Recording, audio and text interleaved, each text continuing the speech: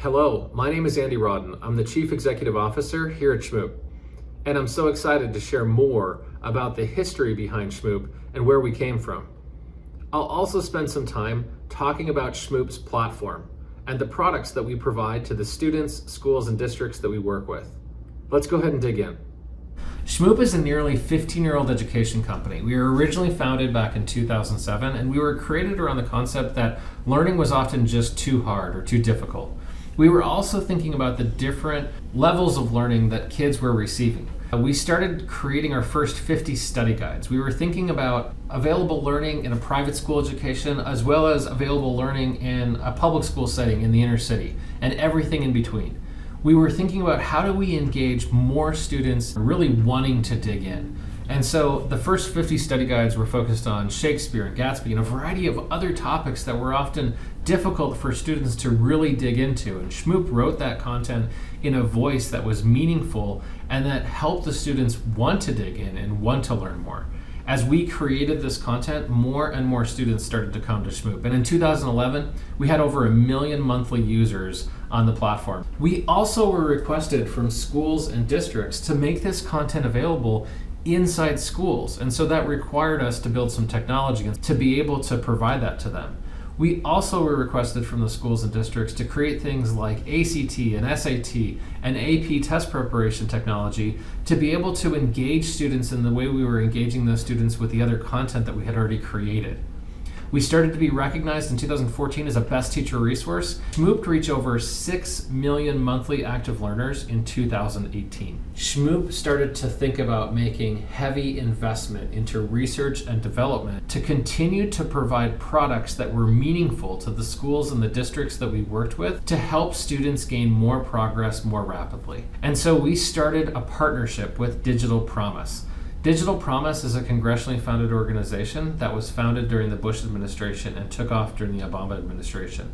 And we'll talk about why that partnership was so meaningful in the development of a tool that Shmoop calls Heartbeat. Personalized learning is at the center of everything that we do for our students. When you think about why we create products, we're focused on easing the stress of the learning environment with the student at the center of everything that we do. We're technology driven. We leverage technology to achieve faster outcomes for more students. Our content is relatable to students. It's fun and engaging. We provide cool technology and we require feedback from the students that we work with.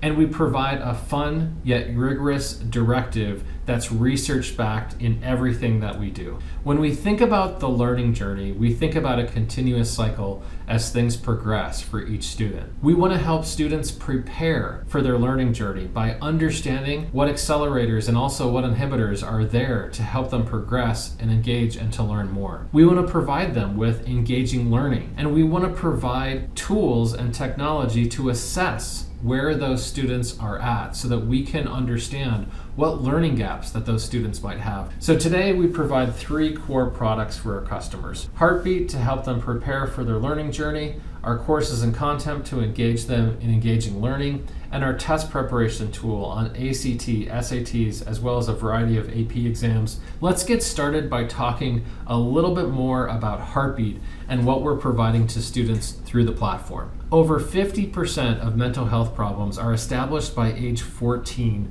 for kids. And over 75% of kids with mental health support challenges can only access help in a school setting. It matters because these non-academic factors impact academics. There's also other aspects of understanding more of the whole child, of what their background is and who they are and what makes up them as the student. These could be things like problems at home, learning difficulties, or other adverse experiences that students are dealing with truly do impact their academic performance. And I'll give you a few examples, and I think some of these are obvious, but as you think through these things, it becomes important to understand what things impact a student's ability to achieve academically, and that's what Heartbeat is doing. As I mentioned previously, Heartbeat was created back in 2019, so we were thinking about these things pre-pandemic. We were thinking about how we could provide better help and guidance and self-directive to students as they progressed in their learning. I also mentioned that we partnered up with an organization by the name of Digital Promise. And what you're looking at on the screen is the learner variability matrix. Now, there's about a dozen of these different matrices that you could dig into. But what you're looking at on the screen right now is the grades 6 through 12 literacy matrix. And you'll notice that there's 4 different columns. There's literacy, cognition, social emotional learning, as well as student background. The Learner Variability Project and the research that was done in the history of Digital Promise were the things and kind of the platforms that led up to organizations like CASEL and what they provide. And social emotional learning is one small aspect of what is being reviewed when you're thinking about the whole child. Here, what you're looking at on the screen is how literacy, cognition, social emotional learning, and student background really come together. And this is what the research that Digital Promise had done with the hundreds of thousands of hours of research that they've been able to assemble, how these things actually relate together so that you can get some perspective and insight into why these things matter. These things impact academics. When we thought about Heartbeat and creating engagement with Heartbeat, Heartbeat is not a 911 center. What we're thinking about is how the student background and emotions play a part in either being an inhibitor or an accelerator to help students learning. Everything that we do with Heartbeat is academic focused. So let's take a look at one example of this. Emotion. The best example that I like to use when talking about emotion is in relation to sleep. If it's 2 or 3 in the morning and you're making decisions at 2 or 3 in the morning, you oftentimes will make decisions that you wouldn't have maybe at 2 or 3 in the afternoon. And when you think about some of those decisions and things that maybe you have made historically at 2 or 3 in the morning, there's a reason that you might make decisions at 2 or 3 in the morning that might be different than decisions that you would make in the middle of the day. So let's talk a little bit about why. Sleep actually impacts your emotion. And if you think about emotion also needs to be unpacked into several different additional dimensions. And Heartbeat is doing that for the data that we work with. Emotion can be broken down into things like a tendency to feel anxious, or maybe a tendency to feel down or sad. And so those concepts of what makes up emotion are also important to understand as you're going through some of this data. Now, that lack of sleep tying directly to emotion are things that actually impact a variety of different challenges, in this case, in the cognition category, which is things like working memory, your ability to reason, and your inhibition. So when you think about making a decision, again, at 2 or 3 in the morning, you might have less inhibition and you might be more willing to take risks that you wouldn't have otherwise taken. Also, your ability to reason is depleted at some level, and so you might not be able to think through what a good decision versus a bad decision might be. The other thing that's definitely impacted is your working memory. Your ability to actually remember what happened the night before in detail is often challenged. Other things that are impacted are your cognitive flexibility as well as your metacognition. When you think about why those things matter because they impact your academics. In this case, as we're looking at literacy, in reading fluency, in your composition skills, and your critical literacy skills. That's one example of one form of a student background, sleep, and how those negatively impact your academics related to composition, critical literacy, and reading fluency. There's a direct tie to these things, and that's what Digital Promise was focused on doing to help our teachers, our administrators, as well as our students that we work with understand how they can better overcome these different challenges that they have. Another one that you could look at is something like vocabulary. How is vocabulary tied to different aspects of the learner variability matrix? And so we've highlighted those for you here on the screen. And this is what Heartbeat is doing in the background so that you're able to connect these millions of different outputs and provide a personalized perspective for each student and for each teacher and administrator as they're looking at some of the data in relation to the students. So let's go ahead and dig in to the actual product so that we can take a look at what it's doing. And when you go into Heartbeat, we allow students to be able to modify and customize their settings. So we allow them to select a light or a dark background or the different shapes on the screen. We also allow them to select what they want their environment to look like. And what you're looking at on the screen right now is the heartbeat board. The board is presenting 6 questions at a time. We're providing these questions to students in a familiar environment to students. We make it an engaging environment, a place of comfort and motivation for students to want to spend time in. So all of the questions that we provided are directly tied to their academic performance. And so we're wanting to learn more about how we can help them overcome challenges, about how we can highlight their strengths. All of the questions that we provide to students in some cases are yes or no answers. In other cases, we're providing a scale of questions or a scale of responses so that we can learn a little bit more about who that student is in a little bit different way. And we don't force students to answer any of the questions on the board. We actually allow them to refresh the questions, and every single question that is presented to a student was created by a psychometric expert. We use psychometric experts to create questions, review questions for things like race, for sexual orientation, and a variety of other topics from a sensitivity perspective. Also thinking about how to ask a question in relation to the different dimensions and factors that we were looking at as part of the learner variability matrix. We wanted to uncover and understand what questions needed to be asked and how those questions were asked to students to know where students sat in relation to those different factors and dimensions. But we allow students to answer as many questions as they want or as few questions. The more questions that they respond to, the more accurate a perspective of the students that we're going to be able to understand. We ask them a variety of questions related to a variety of different factors, and we are able to understand more about who that student is to provide them some guidance and direction. And this is where the pulse comes in. So after students spend 1 to 2 times a week, and that's typically how the districts that are utilizing Heartbeat today are using the product. They're using either a bell ringer activity or as a homeroom hour, spending about 5 to 15 minutes inside the product, allowing students to answer and respond to questions, and allowing them to dig into their pulse and learn more about who they are. Here you're looking at the pulse for this specific student. So we can actually go through and learn more about the different factors and dimensions that make up this specific student. We provide them insight into who they are and how they can overcome some of these different challenges. So for example, if we dig into something like communication or feelings of anxiety, let's go ahead and dig into aspects of feeling anxious. The graph that you see is the response to the actual questions that the student provided. We don't actually provide any responses or data around the answers that students responded to inside of Heartbeat to the student themselves or to any teacher or administrator. We don't provide the responses to the actual questions, but what we do provide is some guidance into how we're actually seeing that student, where their strengths and weaknesses around all of these different factors and dimensions that we work with inside of Heartbeat.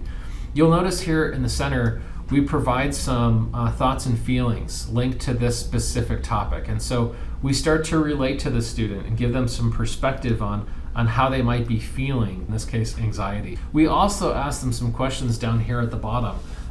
The amazing thing today is over 75% of our students are responding to this, and they're responding with either mostly or definitely as far as how this relates to them. We also allow a student to dig around. So in this case, Heartbeat's highlighted that this student feels less likely to feel social anxiety, but maybe they want to dig into a little bit more about what to do if they're feeling more anxiety. We provide them the ability to dig around in the interface and to read more about those different situations.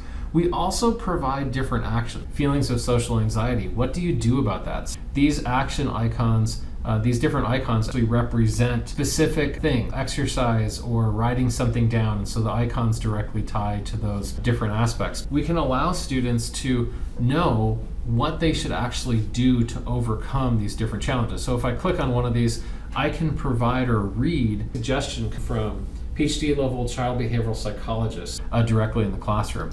Things like exercise, listening to music, writing down to express yourself, providing all this different guidance to students to help them overcome their challenges, in this case with anxiety. And Shmoop is providing this direction on over 100 different factors for pulses for each student. And so students can go dig in and really learn more about who they are and how they overcome some of the different challenges and utilize some of the strengths that they have inside the classroom.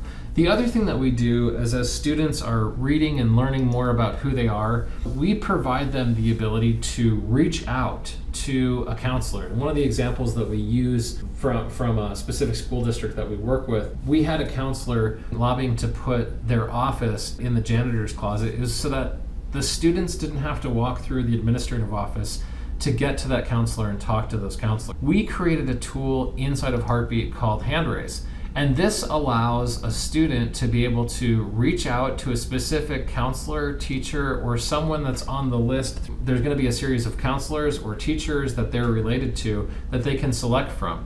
And they can communicate how they feel in the form of an emoji, and they can also what they want to talk about. And so they can reach out, be put in contact with that counselor or teacher and be connected directly. And so we're super excited about the meaning behind that and what that creates. Now, the other thing that is important is, what does this look like for teachers and for counselors and for administrators? Because what we're looking at right now is the student interface. So now what we're looking at is the teacher or administrator view. We're able to acquire data for all of the students that have logged information inside of Heartbeat. And again, we don't receive answers to any of the questions, but we are provided insights into things like superpowers and challenges, as well as highlighting specific favorite pulses. And we're also able to identify maybe what students haven't engaged in Heartbeat yet. And so this dashboard allows us to be able to see everything that's going on very quickly. And the concept of aggregating data and the hassle of doing so is really taken off of the hands of administrators, and Heartbeat is doing that for you automatically. We also allow customization of that data for maybe a specific classroom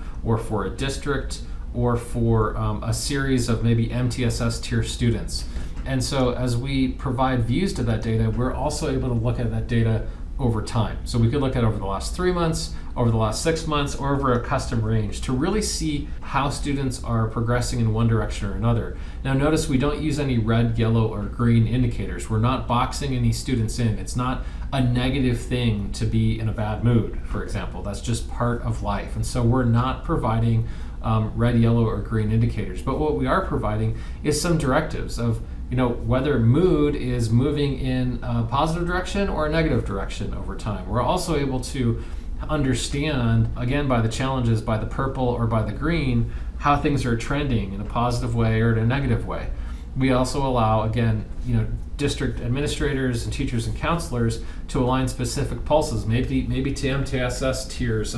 The one thing that Heartbeat is providing to the students and the districts that we work with is oftentimes the only aspect of responding to students is when things are really going wrong. And so MTSS Tier 3 students are often the time that a district would be reactionary in trying to solve problems at that point in time. But what Heartbeat is allowing a school and a district to do is to reach out to all students and to be able to address MTSS Tier 1 and Tier 2 students before things progress in too far of a negative direction. We're able to actually reduce the amount of MTSS Tier 3 situations. And so we're excited about what that means about being more proactive and helping more students in a self-guided way. And that's been super impactful. Now, if you have a specific situation that you're wanting to dig into, like mood as an example, we can actually dig into one of those factors to understand more about what this looks like in relation to the data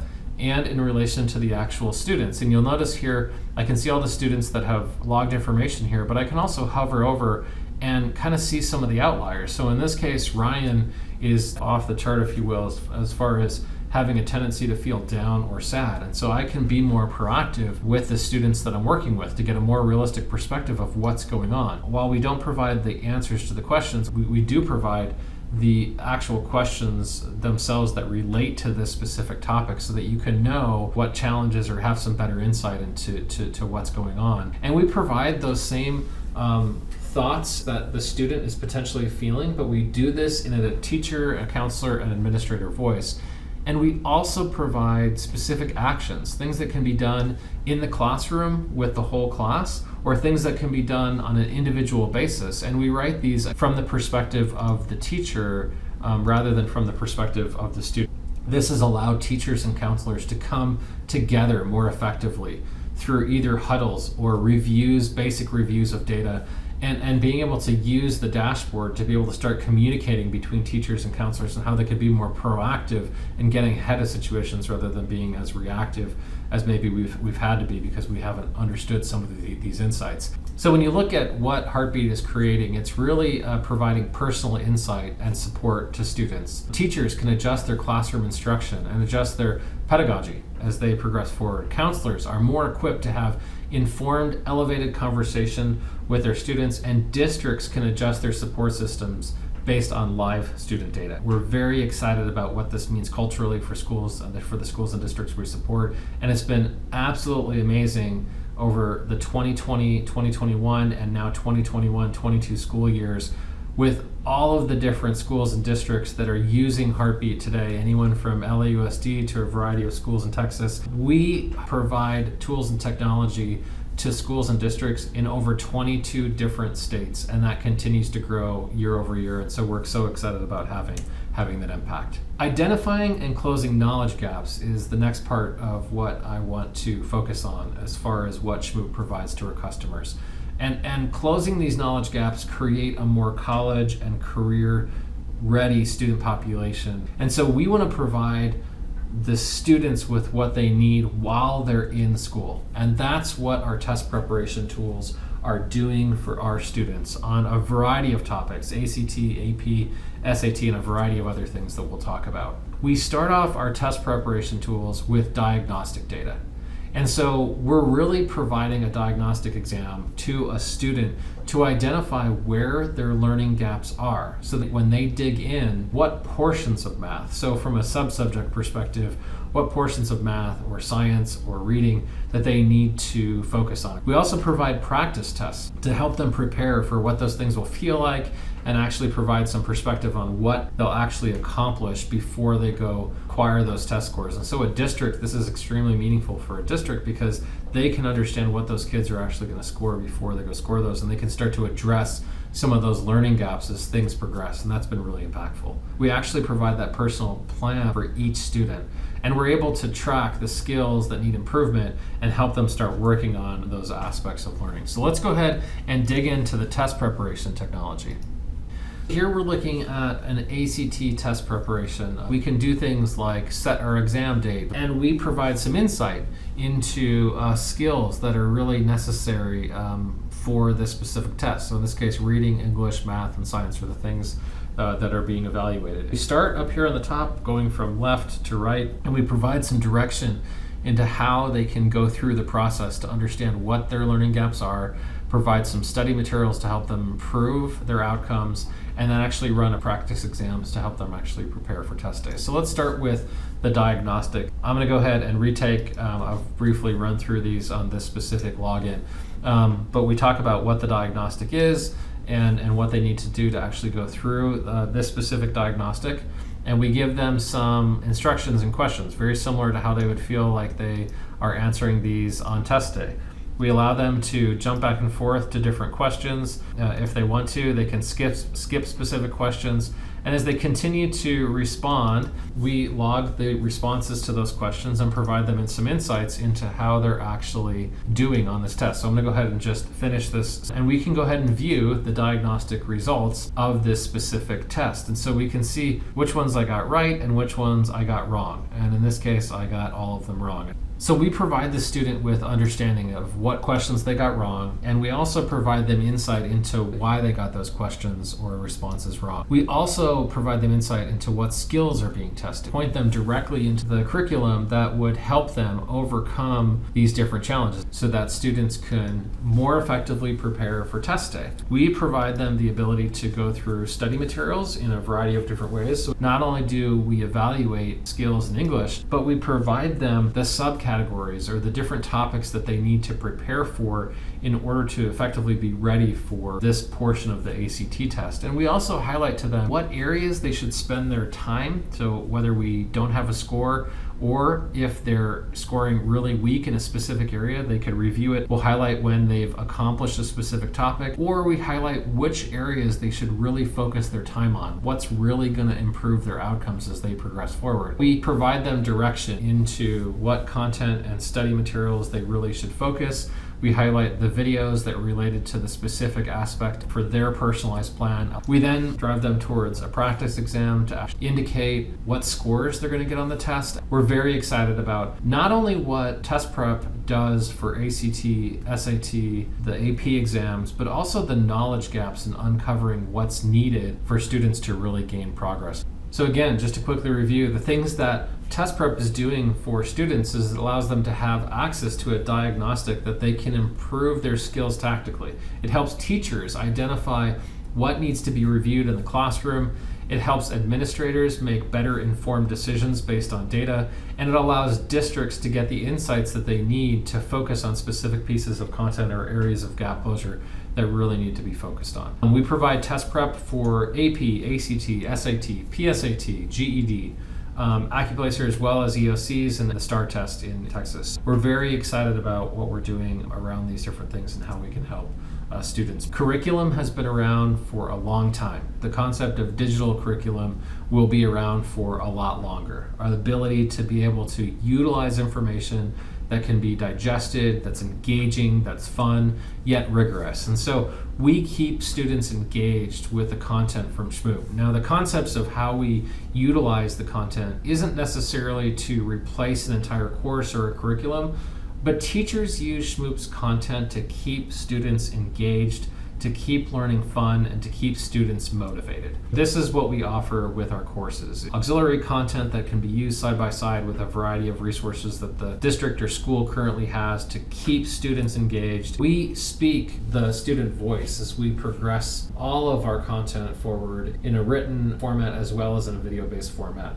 And we use humor. We use it to inspire, to improve learning outcomes. And this is really proven from a learning science perspective to be able to improve outcomes for students and improve working memory as they progress and utilize our content. From a student perspective, they have access to diverse content, keeping their options wide open and keeping them engaged in the classroom. From a teacher perspective, teachers can supplement their classroom curriculum from the Shmoop library to keep students more engaged. Administrators can ensure educators have access to all the resources that they need in a really fun and engaging way, and districts can provide curriculum that can be used in virtually every classroom. If you watch a typical video in education around something like radiation, convection, and conduction, this is typically taught by some individual standing in front of a dam.